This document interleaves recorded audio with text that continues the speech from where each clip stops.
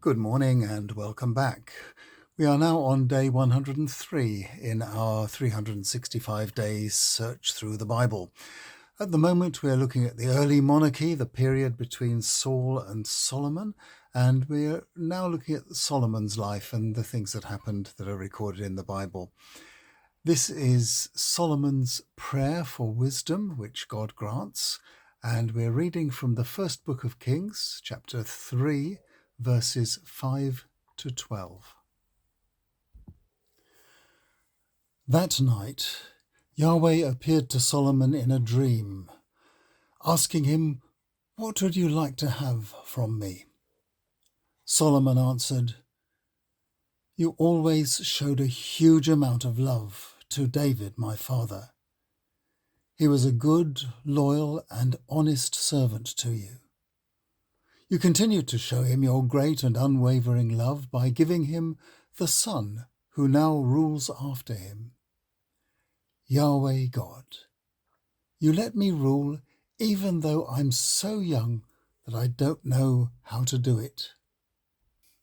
I'm here among your innumerable chosen ones, so please give me the wisdom I need to rule your people with justice and to know the difference between good and evil.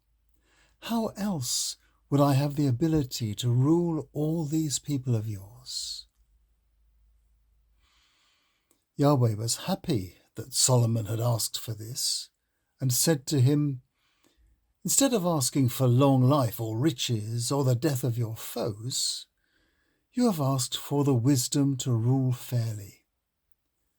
So I will do what you ask.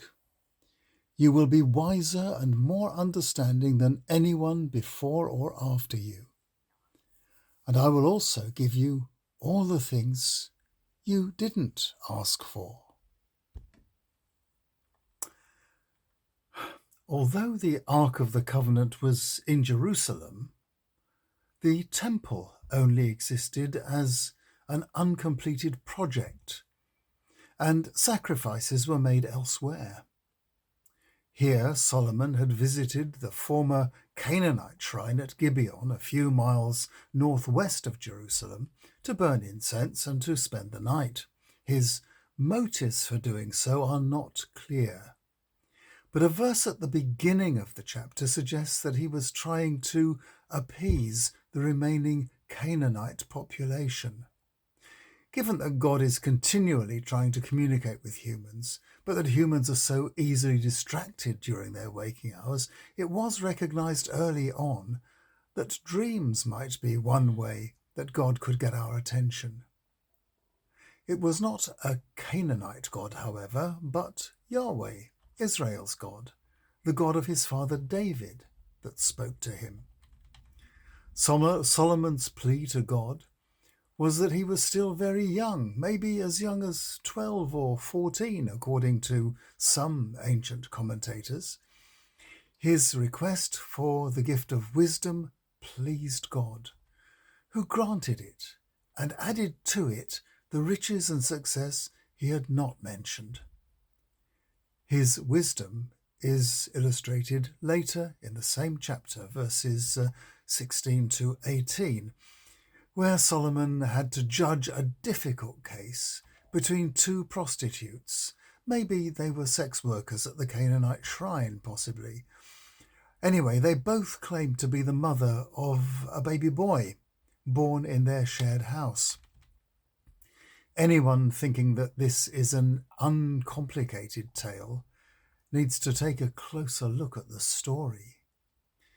In chapter 3, verse 1, Solomon had already married an Egyptian princess, thus keeping Pharaoh's ambitions in check. And there are here examples of Solomon appeasing the Canaanite citizens still living in the land. Any idea that with Solomon came a Jewish monoculture is quite mistaken.